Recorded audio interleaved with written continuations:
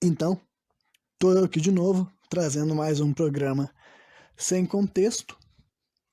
E como eu havia deixado subentendido, né, no programa de segunda-feira, eu vou continuar, né, a partir daquela timeline que eu vinha construindo de maneira vulgar aí ao longo das semanas, mas também estaria falando um pouco mais também a respeito do meu primeiro livro, né? Porque comecei agora a vender ele como e-book.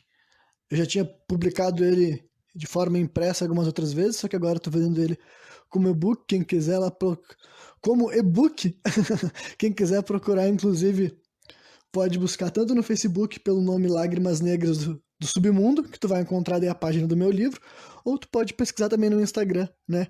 O @rcpautor, esse daí é meu perfil particular, onde eu divulgo não só o meu podcast, mas também divulgo lá o link para poder comprar o meu primeiro livro, né? Que eu escrevi basicamente há 10 anos atrás, né? Numa época que tem muito a ver com esse contexto que eu tô passando aqui para vocês nesse preciso momento do programa sem contexto, né? Então é isso aí, busquem esses links, né? Busquem conhecimento, mas nesse momento agora prestem atenção na história que eu vou contar aqui. Então, né, passado as férias escolares do ano de 2009 para 2010, eu já estando escrevendo como hobby, já tendo conhecido ali o anime do Jojo's Bizarre Adventure, que foi uma influência direta para eu começar a escrever, já tendo conhecido One Piece, que não foi uma influência direta para começar a escrever, porque eu já estava escrevendo quando eu conheci One Piece, e apesar de eu amar muito One Piece, realmente eu acho que eu não trago muita coisa de One Piece para minha narrativa, embora sim tenha alguns contextos não, alguns conceitos que eu utilizei, coisas que eu vi na obra de One Piece para elaborar coisas a respeito do meu próprio mundo e tal. Mas de modo geral são obras bem distintas por questão de universo mesmo e tal. O universo do meu mundo é bem diferente e tal. Não tem muitas semelhanças não com One Piece, né? Só que nesse momento eu ainda só escrevia como hobby e daí ia começar um próximo ano letivo. Eu tava nesse momento eu já tava tendo uma amizade legal com os rapazes, com os garotos que faziam parte do meu círculo de amigos ali. Inclusive, para ficar mais pessoal ainda a história, de agora em diante eu vou usar o termo champs, tá ligado? Ou champs, se vocês preferir, para identificar esse grupo de moleque aí, por causa que realmente é um código que se tornou o nosso grupo de amigos, sabe? Champs, que quer dizer campeão, sabe? Campeões, só que de uma maneira meio sarcástica.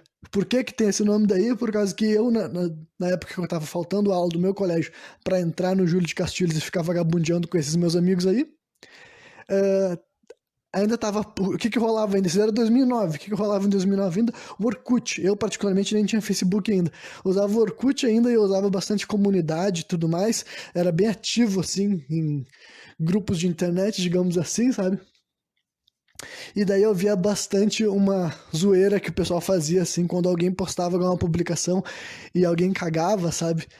E lá no Orkut, em comunidades e tal, tinha uma mãozinha que tu colava assim pro cara, sabe? Tu colava um código de letras que fazia a forma de um dedão, de um polegar, sabe? Tipo, dando um joinha assim pro cara e falava assim, e os caras escreviam assim, ah, beleza, Champs, tu é muito foda, quero andar contigo no recreio. Era uma zoeira que eu via recorrente e um dia eu fiz essa brincadeira com um amigo meu na vida real e ele deu risada, achou engraçado e a gente pegou e ele começou a me chamar de Champs, de Champs. Realmente se tornou daí um, um apelido pra mim, individualmente, e também um apelido pro nosso grupo, assim, os amigos, os champs, tá ligado? Tinha toda essa mongolice aí e tal, mas isso daí faz contexto, faz sentido, e eu vou começar a me referir a champs, a champs, quando eu estiver falando desse grupo aí de moleque que inclui eu e o pessoal que andava comigo, tá ligado? Só que, né, esse grupo ainda era bem pequeno quando estava começando o ano letivo. E isso daí o ano começou, acho que foi em março, entendeu? Não vou me lembrar exatamente quando, que foi o primeiro dia de aula em 2010, né? Daí eu já estava com meus 16 anos de idade, só que eu estudava no Inácio Montanha. Só que eu já pretendia na minha cabeça mudar de colégio, porque eu pensei assim, bom, eu fiquei faltando aula pra caralho em, em 2009 e depois, indo por cima, deixava de vir pro meu colégio para ir pro colégio do lado ficar vagabundeando, né? Então, meio que não tem mais nada pra fazer nesse colégio aqui e tal. Todo mundo vai. Até pensei que o pessoal ia ficar meio que assim, porra, lá o maluco que sumiu e agora voltou. Eu não sabia o que ia rolar, não. Mas daí chegou em março, como eu não tinha feito os negócios pra me movimentar, fazer transferência de colégio antes do ano letivo começar. A moral da história é que começou o ano, eu ia ter que começar estudando em Nas Montanhas. Meu objetivo era trocar de colégio assim que tivesse vaga, se fosse possível, né? Porque geralmente na metade do ano começa a ter alunos que abandonam o colégio e tudo mais, e começa a ser mais possível a ideia de uma transferência. Mas no começo do ano geralmente tá cheio de as turmas tudo lotada, né? Então daí tal, eu fiquei pelo Nas Montanhas. Só que a verdade é que logo de cara eu comecei a ver que ia ser mais divertido ser um repetente do que não ser um repetente, sabe? Vou tentar explicar melhor. Eu já não fui nos 2 primeiros dias de aula porque eu tava tentando fazer o lance de me transferir, sabe? E eu vi que não ia rolar, e tá, vou na aula na quarta-feira, né? Pelo menos isso. Eu tenho que começar a ir pro colégio de novo porque eu queria passar, eu queria me formar pra mim naquele.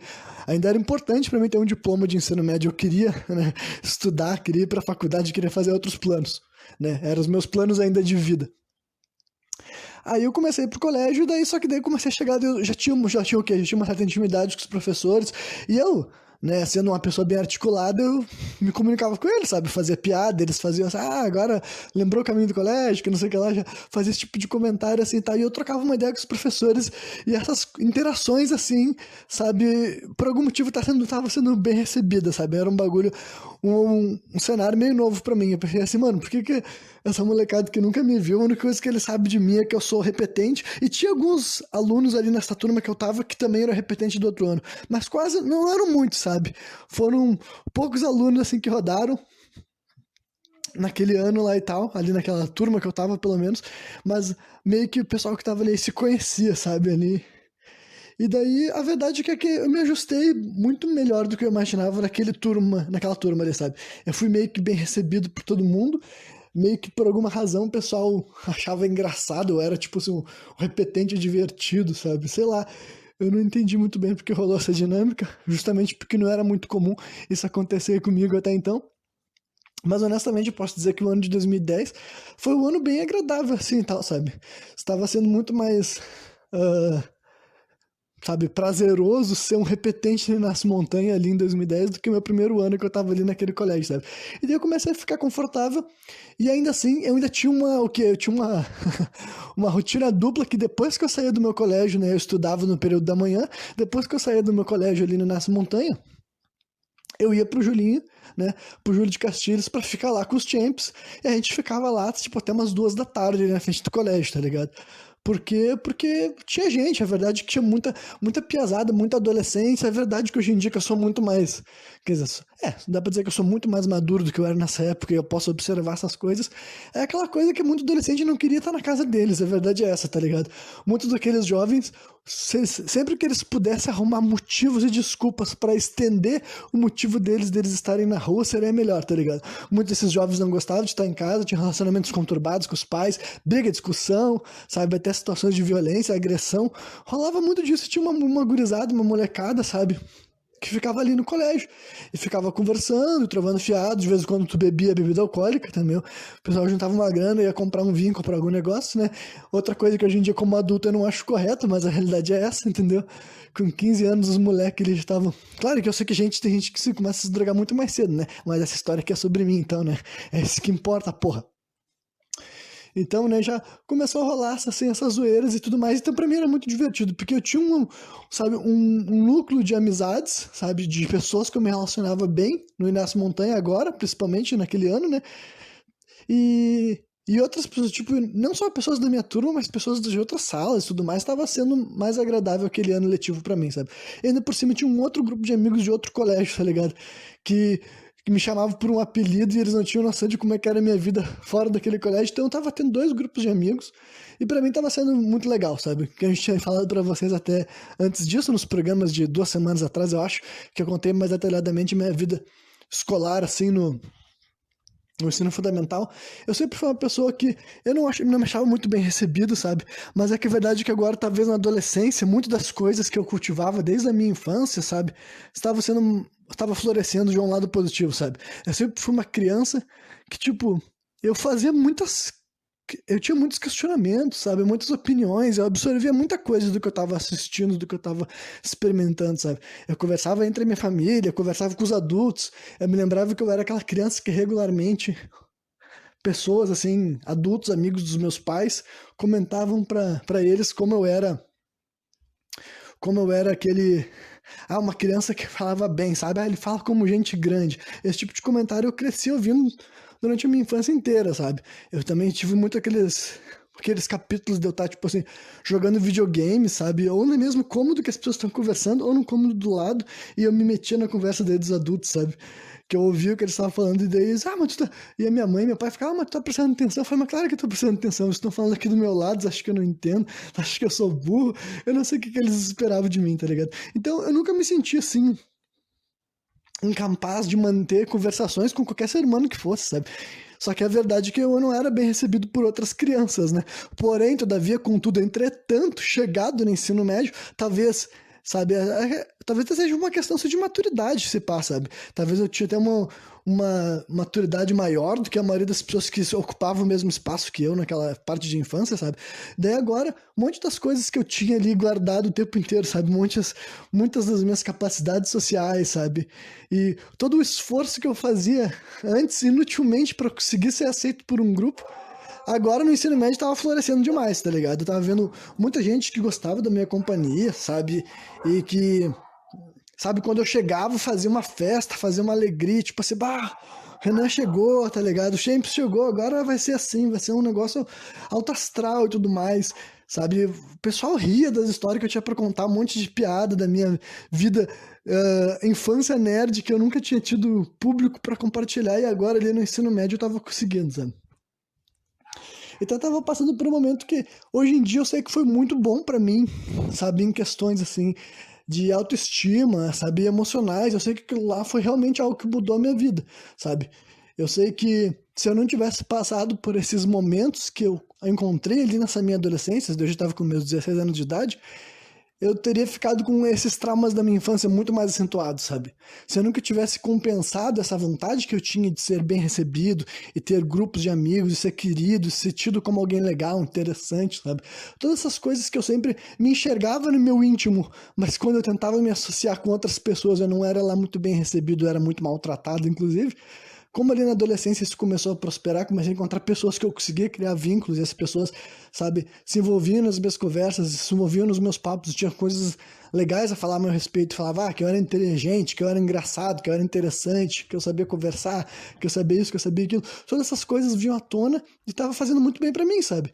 E rolava isso tanto no Inácio Montanha, isso tanto no Juninho, sabe? Daí eu comecei a ter a me apreciar muito mais e ter mais segurança. Eu falei, pô, finalmente eu tô conseguindo cativar as pessoas como eu esperei a vida inteira, sabe?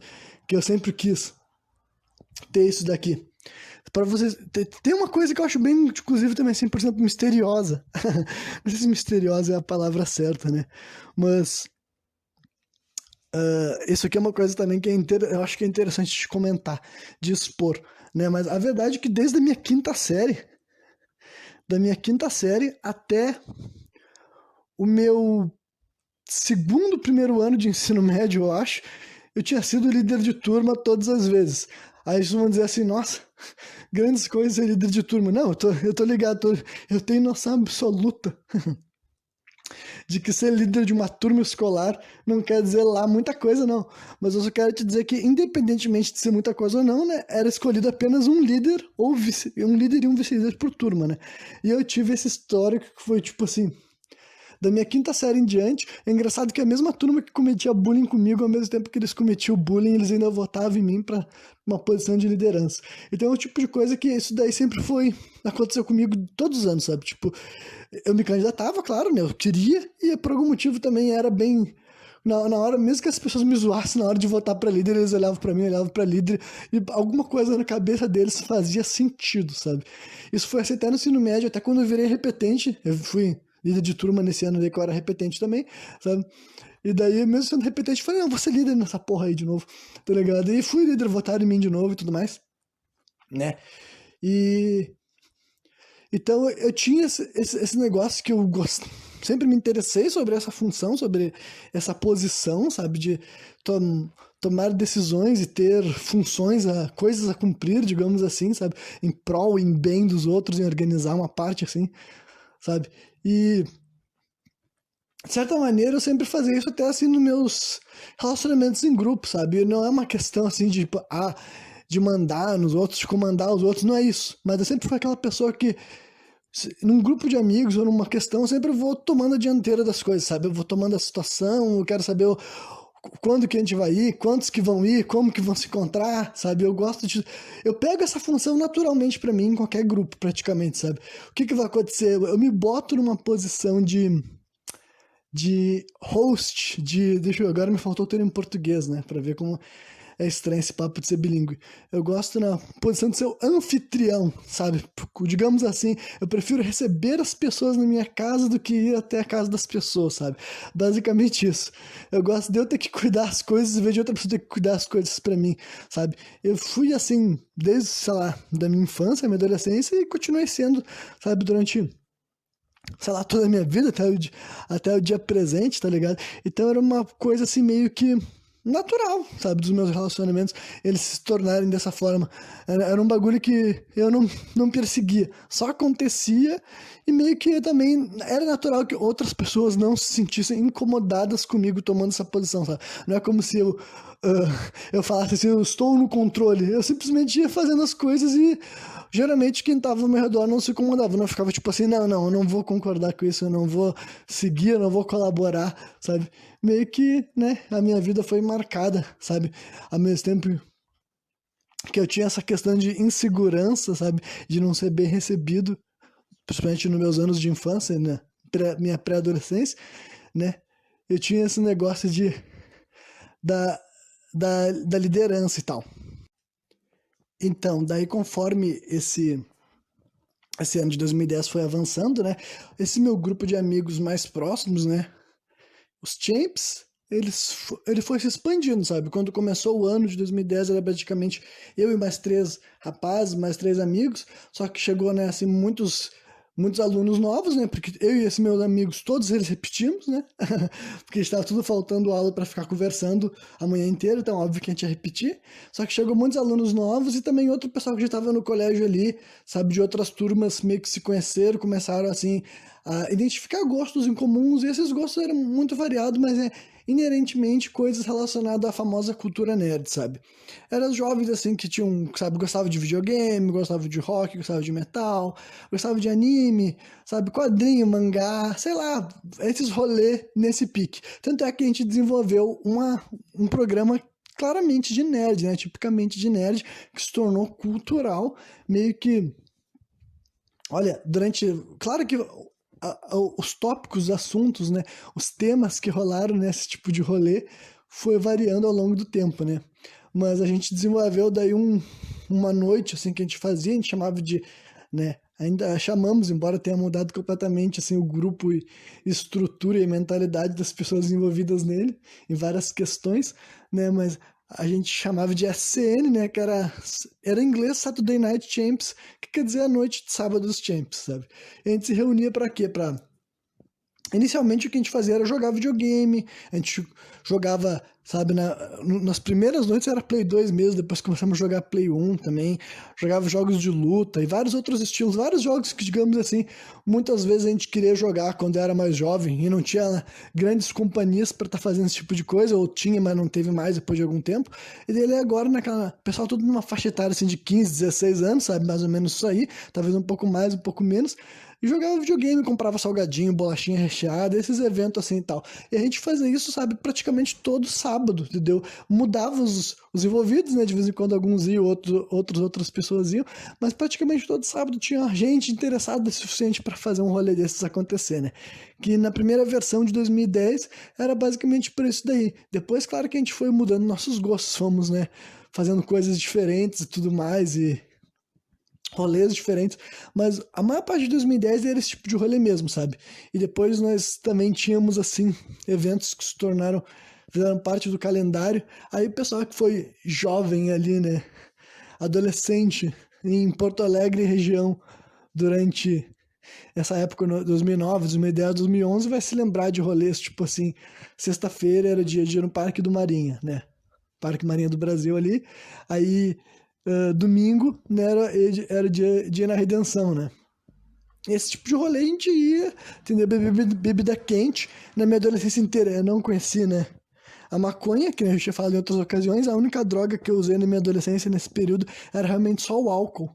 E não era algo que fazia parte de todos os nossos rolês. Pelo menos na minha casa, por exemplo, a gente praticamente não enchíamos a cara, sabe? Era realmente um dia que a gente saía assim, a gente juntava uma grana pra comprar um vinho, uma vodka, uma Sprite, a gente misturava, fazia algo aí e era isso. Mas então, foi essa minha rotina nerd ali, né, desse ano de 2010. Só que daí tudo isso, também foi nesse ano que eu comecei a me envolver com meu segundo namoro de verdade, sabe, o segundo relacionamento que eu teria, que seria duradouro, que ia durar mais um ano daí, né, meu segundo namoro com outras histórias que não são lá tão interessantes assim, tá? Honestamente, comparado ao meu primeiro relacionamento, não foi nada tão envolvente assim. Quer dizer, pros outros, né? Pra mim, claro que eu tava muito inserido naquilo lá, mas eu não acho que seja uma história lá muito interessante. Talvez no programa que vem eu até fale um pouco mais sobre isso pra dar um...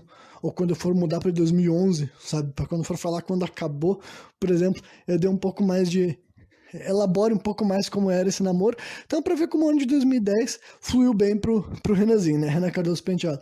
Se em 2009 eu tinha levado um pé na bunda, eu tinha caído em depressão, depois, né, ficado um mês sem ir pro colégio e tudo mais, e rodado no ano letivo, que a primeira vez que eu rodei foi um ano de fossa, né, pro jovem Renan. Em 2010 foi uma grande volta por cima, né? Meu ano letivo estava melhor, eu tinha 2 grupos de amigos diferentes, 2 colégios diferentes, fazia regularmente programas, atividades em grupo que eu não tinha, sabe? Praticamente, em 2009 inteiro eu nunca fazia nenhum rolê assim com amigos presencial na minha casa, gente ia passar a noite na minha casa jogando videogame, nada desse tipo acontecia. Então ali, em 2010 eu estava criando esses vínculos, sabe? Com uma amizade muito mais sadia do que eu tinha tido antes, sabe? Nenhuma dessas pessoas desse grupo ficava, sabe, me humilhando ou me fazendo sentir inferior, sabe? Todo mundo ali se dava bem. Tinha zoeira, tinha muita bobagem, muita palavrão, muita ofensa, muita piada com coisas que hoje em dia talvez eu não faria piada. Era jovens e adolescentes daquela época, sabe? Adolescentes de 2010, 2011. Mas enfim, eu tava tendo uma rotina muito diferente, muito melhor, arrumei um novo relacionamento amoroso, tava feliz, tava apaixonado também por essa minha segunda namorada também, foi uma paixão que eu romantizei pra caralho, achei que ia viver o resto da vida, o resto da vida com ela, então sim, eu ainda era parcialmente o mesmo moleque, tá ligado? Parcialmente ainda tinha coisas em mim que eu acreditava, eu ainda não tinha mudado o meu pensamento a respeito de várias coisas, mas pelo menos eu não virei um idiota, né? Eu não virei um idiota né, que não acreditava no amor, ou que não respeitava as mulheres, e não, né, não tinha todas essas coisas na minha cabeça. Então eu ainda era um moleque ali, meu coração ainda estava puro, digamos assim, né. Mas o mais relevante para o episódio de hoje, né, é sobre daí, que foi no final desse ano daí, de 2010, que eu comecei daí a encarar a minha escrita daí como uma profissão, né? Já fazia mais de um ano que eu escrevia como hobby, né? Comecei a escrever em 2008, então já fazia assim um ano e meio, se pá um pouco mais, inclusive, que eu escrevia como hobby, já tinha escrito quase 300 páginas, né? Ou mais, inclusive, agora me faltou a informação, né? Mas eu tinha escrito pra caralho, e alguns desses meus amigos, os champs, né? Os deles já foi mais pro final do ano, acho que foi tipo assim, de segundo semestre já do ano, sabe? Aí alguns dos meus amigos dos champs, eles ficaram sabendo que eu escrevia, né? Eles já eram meus amigos, a gente tinha trocado várias informações, histórias diferentes de vida, de primeiros relacionamentos, sabe?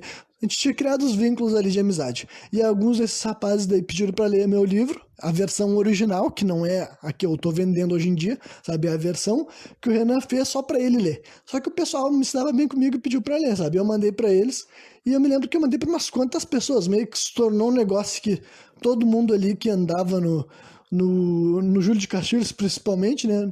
Sabia ali, principalmente essa galera do Rosk, né? Sabia que o Renan escrevia, muitos tinham lido e tal, mas nem todo mundo ia ler por completo, né? Ninguém ia perder o tempo da vida deles lendo 200 e poucas páginas de que um moleque aleatório escreveu.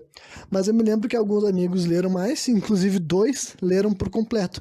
Eu sei que eles leram por completo porque eles estavam me falando informações, né, que eu contei só no final dessas 200 e poucas páginas e tal.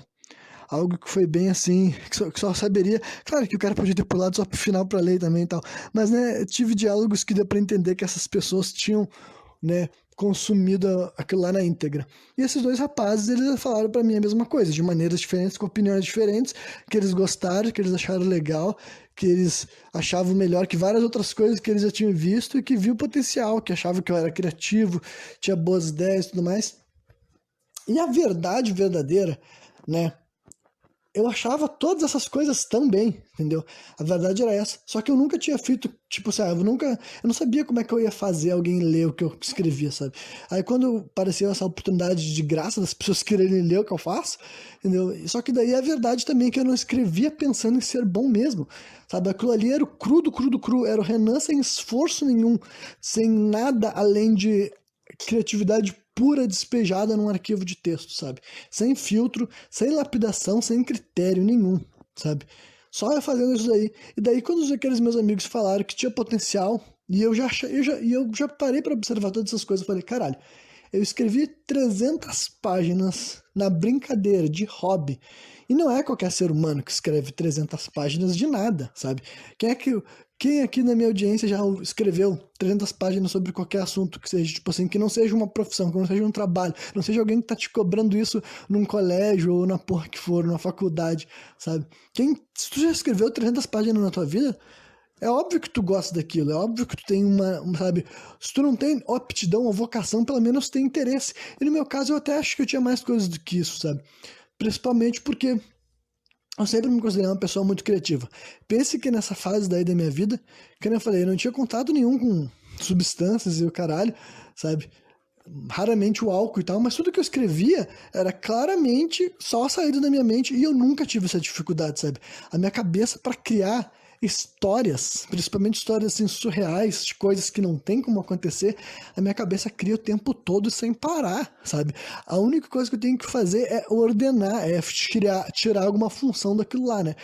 Transformar aquilo em algo, deixar de ser só uma ideia vulgar na minha cabeça, porque ela não para esse tipo de coisa, eu nunca me senti uma limitação. Então a minha criatividade sempre achei assim, cara, não tem limites, sabe? Na criatividade não tem limites. Basicamente assim que eu me sentia sempre. E daí quando eu falei, pô, se esses dois caras aqui que são meus amigos, eu já conheço os gostos deles, e eu sei que eles assistem várias outras obras, se eles estão falando que eles acham que o que eu fiz aqui é melhor do que outras coisas que eles já conhecem, sabe? Isso que eu nem fiz para ser bom, o que eu posso fazer se eu me dedicar? Que tipo de coisa eu posso criar se eu pensar assim, vou escrever um livro de literatura fantástica para outras pessoas lerem, para as pessoas pagarem para ler. Eu quero que as pessoas tenham interesse suficiente para elas pagarem para ler algo que eu criei, da minha cabeça, com o meu esforço, com a minha vontade de fazer. Então eu peguei e eu entrei, aceitei esse desafio, sabe? Aceitei essa disputa, entendeu? Aceitei, pensei, vamos ver o que dá para fazer sobre isso. Aí, né, que nem eu tinha comentado lá no episódio 18, né? Só vou passar por esse assunto resumidamente. Eu pensei que eu ia criar um roteiro original do zero, eu ia desconsiderar tudo que eu já tinha feito. Mas é verdade que conforme eu estava pensando em novas ideias, de novos mundos, novos cenários, várias das coisas que eu fazia voltavam para algo que eu já tinha feito. E eu pensei assim, bom, eu acho que eu tenho alguma coisa aqui séria, real para desenvolver, sabe? Eu acho que esse meu trabalho que eu comecei a criar praticamente dos meus 15 anos de idade, por mais que fosse de um moleque de 15 anos de idade, sem nenhuma formação, sem nenhuma instrução, alguma coisa tinha ali que eu acho que valia a pena eu lapidar, eu me esforçar para fazer aquilo lá se tornar algo mais. E eu fiz, daí eu demorei 1 ano e meio para escrever daí novas 363 páginas, que ao longo dos anos foram mudando, né? Esse arquivo, pensem que tipo, eu comecei a escrever essa história com 15 anos de idade. Eu comecei a encarar ela como uma profissão, basicamente, sabe, dentro de mim, eu pensei assim, agora eu vou escrever para outras pessoas lerem com uns 17 anos mais ou menos, sabe? E daí eu demorei 1 ano e meio mais ou menos assim para fazer a transcrição, mais 2 anos. Então basicamente é um trabalho que, se for puxar todas as etapas, rolou ali entre os meus 15 e os meus 19 anos, sabe? Dos 15 aos 17 era só hobby, e dos 17 aos 19 era daí a versão final que eu queria expor para outras pessoas, né? Então demorou 4 anos para acontecer isso de modo geral, né? Então, e desde que eu terminei de escrever esse livro, lá com os meus 19 anos de idade, hoje em dia eu tô com 27, eu já mexi nele várias outras vezes, só que eu não mexi mais na estrutura, sabe? É uma coisa que Assim, quando eu soube que esse meu livro ele não seria uma edição única, ele teria uma continuação que viria colada nele, sabe? Ele faria parte da mesma história, uma sequência direta, no caso. Assim que eu soube disso, eu tomei uma decisão dentro de mim que eu segui até o dia de hoje, que, tipo, independentemente do que mude na minha cabeça, no meu coração, as minhas influências criativas, o meu gosto para escrever, meu gosto para história, que mudou muito ao longo desses, sabe, 8 anos que eu já escrevi esse meu primeiro livro. Eu pensei assim pra mim, eu não vou ficar editando, eu não vou ficar fazendo correções, sabe, do futuro, sabe? Ainda mais que esse livro já foi lido, né? Já foi impresso, algumas pessoas já tiveram acesso à primeira, a mesma versão. Não a mesma versão, porque eu vou fazendo correções, tipo assim, de adaptação, sabe? Alguma palavra que eu acho que eu posso mudar, um termo, alguma cena que eu acho que eu posso escrever melhor ainda hoje em dia, porque eu tenho, né? Sou mais bem equipado para fazer o que eu tô fazendo, né? Me desenvolvi como escritor. Ainda assim, eu não queria, nunca alterei nada que mudasse a narrativa, a história, a estrutura. Isso quer dizer que eu acho que ela era perfeita da maneira que eu contei lá? Não, eu não acho. O ponto é que essa história foi contada por um Renan que não existe mais, mas que esse Renan fez questão de criar aquilo lá, entendeu? Eu acho que não cabe a mim, o Renan de 27 anos de idade, querer ficar mudando o trabalho do Renan de 17, sabe? É claro que eu não sou a mesma pessoa, é claro que os meus gostos mudaram, minhas opiniões mudaram, só que não é esse meu trabalho aqui, entendeu? Eu vejo que lá, eu gosto de deixar meu primeiro livro pelo que ele é. Ele é o meu primeiro livro, que ele representa uma parte de quem eu fui ali, entendeu? Tem a ver com o que o Renan daquela época queria contar, sabe? O Renan daquela época já tinha seus objetivos, suas ambições, ele já tinha seus critérios na hora de montar uma narrativa, e honestamente, conforme eu vou criando a partir daquilo lá, né? Porque eu já escrevi também o segundo livro, né? O segundo livro também já está escrito. Só que eu escrevi basicamente também num período que foi uns 2 anos, mais ou menos assim. Só que 2 anos que passaram bem depois de eu ter escrito o primeiro livro, sabe? Então, obviamente que no segundo livro eu já estava com outras técnicas, sabe? Com outra maneira na hora de criar, com outras opiniões até para a história, com mais pontos elaborados. Só que daí, né, eu vou construindo a partir do que era dito no primeiro, sabe? Eu nunca vou colocar algo novo que não estava ali no livro, sabe? Eu acho que daí não é a função minha como autor ficar me corrigindo basicamente. Eu acho que se tem alguma coisa que eu quero melhorar, se tem algum ponto da história, alguma parte da narrativa que eu quero que fique mais foda no segundo livro ou no terceiro livro, o que eu vou fazer é criar no segundo livro, entendeu? Se eu penso, bom, acho que no primeiro livro eu podia ter feito isso aqui melhor, então no segundo livro eu faço aquilo ali melhor, entendeu? Eu não vou mudar, botar uma nova cena, criar um novo evento, sabe? Dar uma explicação que as pessoas que já leram não vão estar por dentro, sabe? Senão eu vou ficar sempre querendo mudar, fazer alguma coisa no trabalho do cara lá que nem existe mais, sabe? Do garoto que fez, que tinha seus objetivos, suas funções, e honestamente eu consigo enxergar acho até uma construção que talvez naquela época eu nem estava preparado para estar fazendo ela, sabe? Acho que várias coisas que eu consegui me dispor a criar naquele meu primeiro livro já tinha uma base, uma fundação de uma construção, de um conceito que hoje em dia eu vou poder elaborar muito mais, sabe?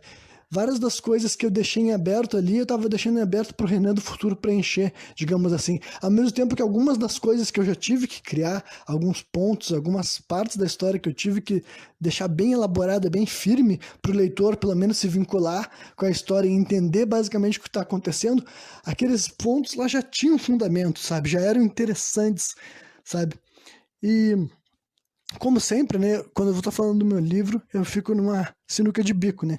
Porque eu não quero dar spoilers deliberadamente, porque, né, eu quero que as pessoas que estão me ouvindo leiam e descubram através da leitura, não através, né, de eu contando spoilers. Mas assim, mesmo assim, eu tenho que dar uma temperada, né? Tenho que pelo menos despertar um pouco do interesse das pessoas.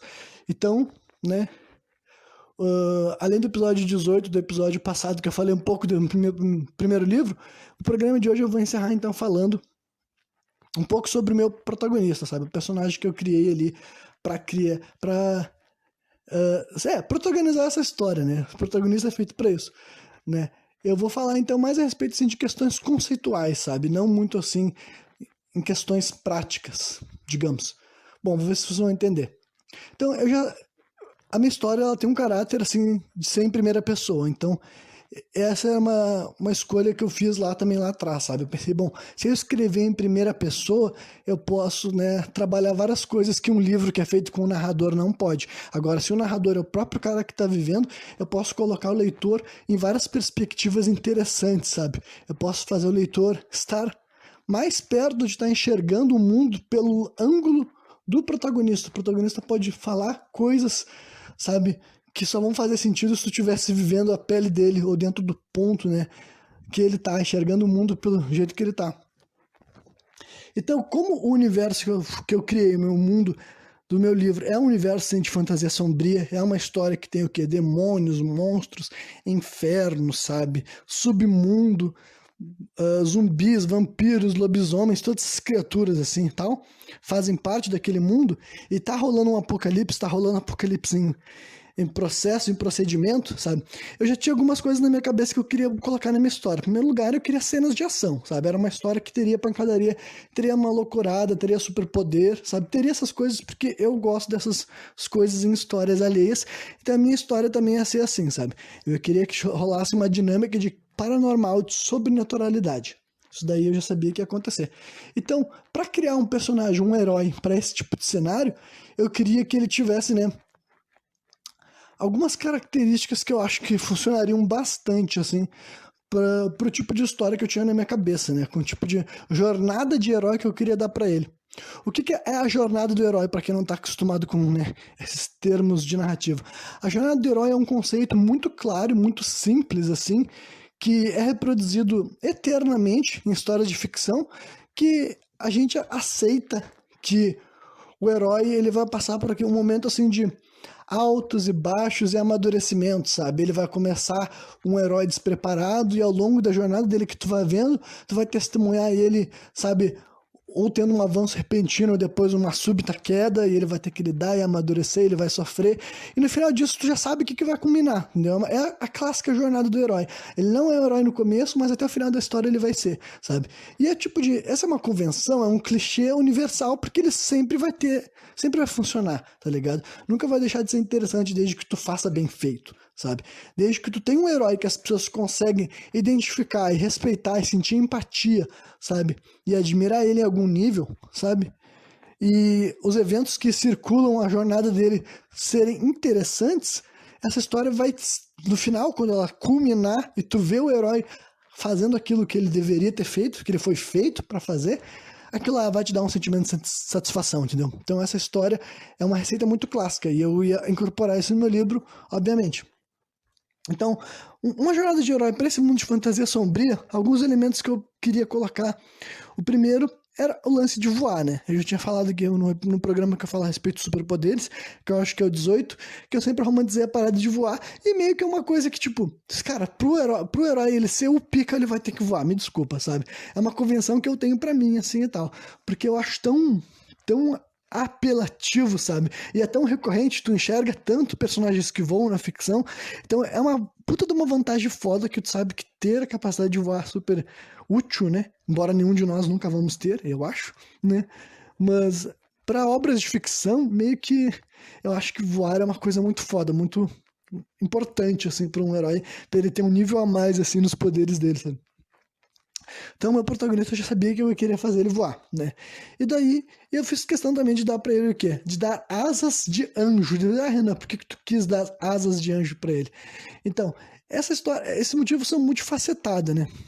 Em primeiro lugar, porque eu acho que ia ficar, tipo assim, poético pra história dele, né? De ser um personagem que lida com seres sobrenaturais, paranormais, monstros e demônios, esse tipo de entidade.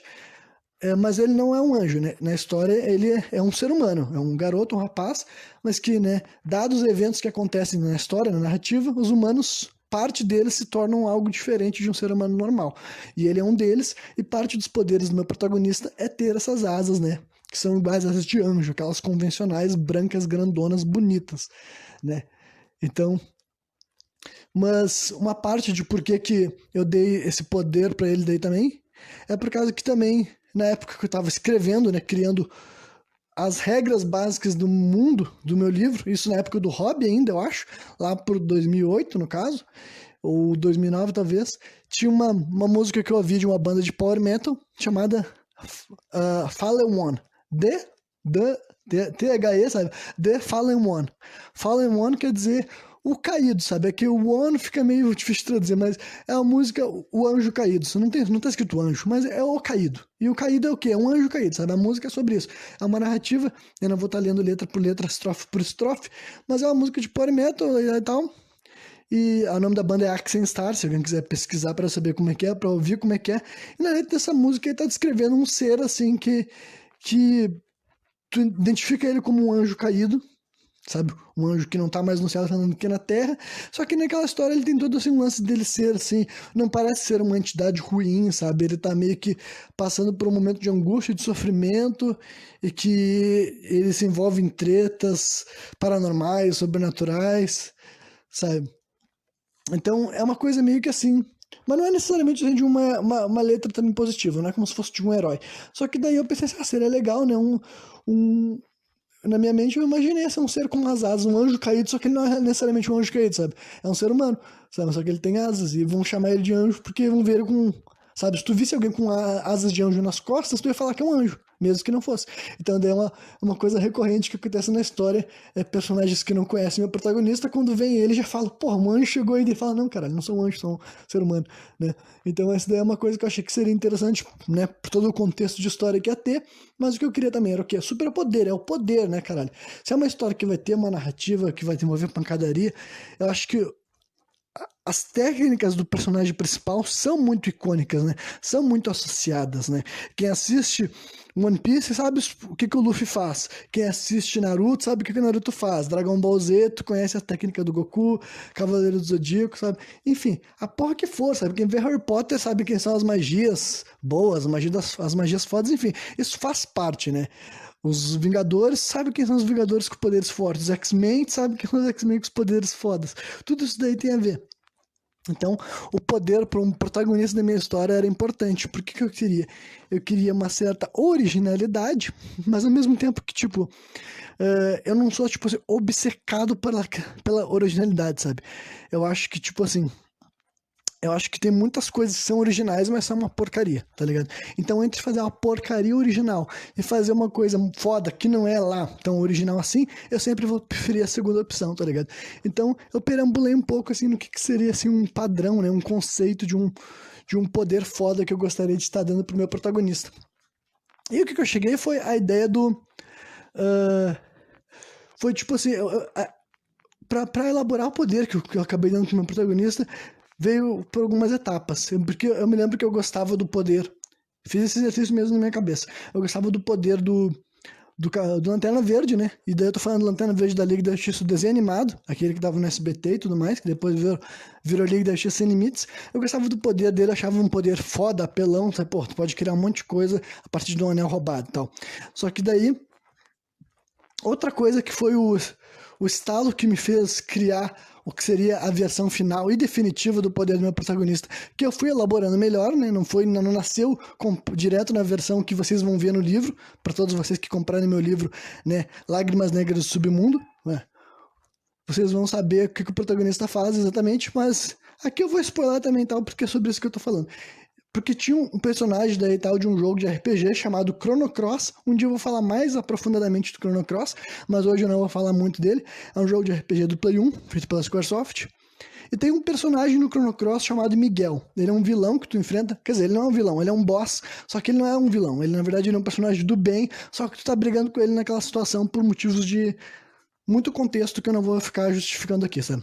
E esse Miguel era um personagem que eu já tinha enfrentado nos jogos, quando eu era pequeno, tinha vencido ele e tudo mais, e eu gostava muito da galeria de golpes dele. E a galeria de golpes dele era marcante, por quê? Porque ele não era um vilão, então ele tinha técnicas exatamente de luz, era um jogo que trabalhava com elementos, entendeu? Sistema de elementos, assim, de magia, de cores diferentes e tal, magias de várias formas e cores diferentes, elementos da natureza, e tem o elemento da luz, o elemento sagrado. E os ataques desse personagem, do Miguel, são de luz, sabe? Um deles, inclusive, que é a base do meu protagonista, é uma espada de luz que ele cria, sabe? Lá no jogo se chama Holy Dragon Sword, se quiser espada do dragão sagrado, sabe?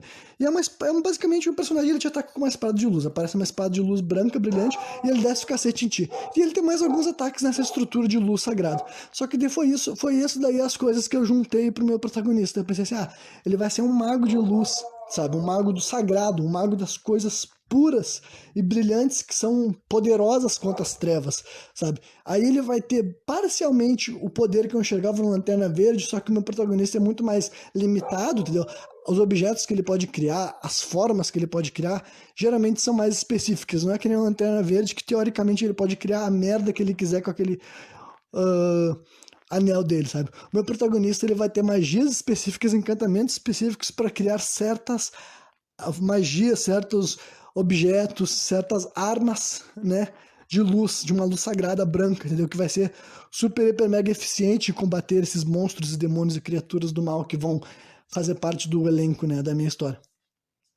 Então era basicamente isso, entendeu? Foi assim que eu desenvolvi o poder original do meu protagonista. Em primeiro lugar, eu atribuí as asas por motivos de sim, graças à música e o contexto, eu achava que fazia sentido fazer um personagem que é um anjo, mas não é um anjo, tá ligado? Ele não é nem um anjo do céu e nem um anjo do inferno, ele é um anjo da terra, digamos assim, sabe? Mas não é um anjo, não é.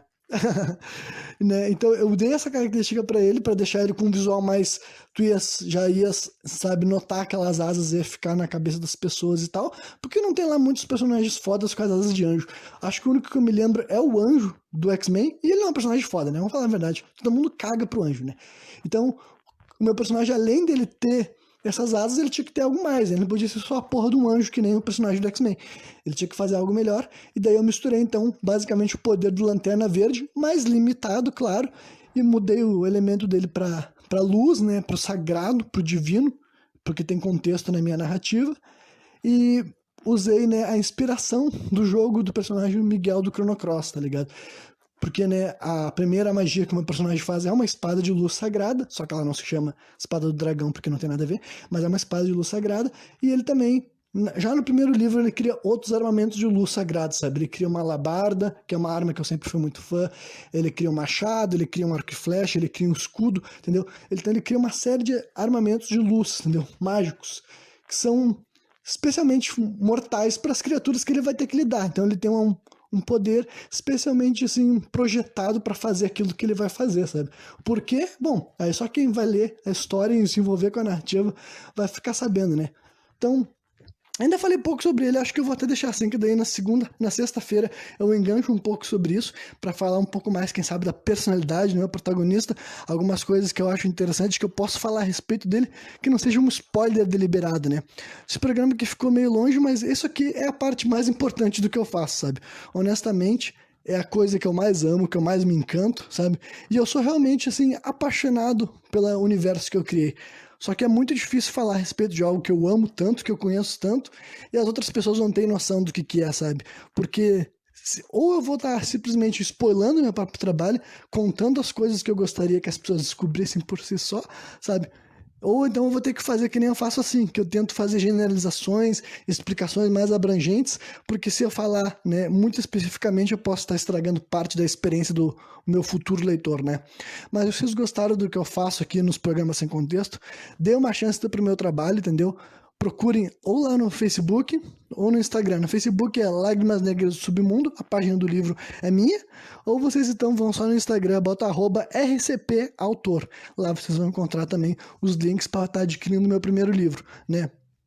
E não, o podcast não vai ser só sobre isso, mas é que nessa semana, né, como eu comecei a vender o e-book, né, e eu tive que fazer um processo de reler meu livro e tudo mais, ele tá muito quente na minha cabeça, ele tá muito forte, ele tá muito gravado, então, né, tá muito latente todo esse processo, mas pode ter certeza que eu vou continuar fazendo um programa variado, com muita coisa diferente, sabe, informações e brisas e teorias, enfim, o programa Sem Contexto não vai ser só sobre o meu trabalho, mas vai também ter um pouco do que eu faço, né, porque no final das contas é isso que eu quero, eu sou um escritor, antes de mais nada, né, e eu espero poder continuar escrevendo a minha vida inteira, cada vez mais livros, histórias diferentes e mundos diferentes, mas antes disso, né, você tem que dar chance pro meu primeiro livro, que ele é uma parte histórica da minha carreira, que representa, né, quem eu fui e o que eu era capaz de criar entre meus 15 e meus 19 anos. Então, né, se vocês gostam de mim hoje em dia, dá uma olhada no que o Renan de 10 anos atrás fez. Talvez vocês vão se surpreender. Então é isso, sexta-feira eu tô de volta de novo, trazendo mais um programa sem contexto.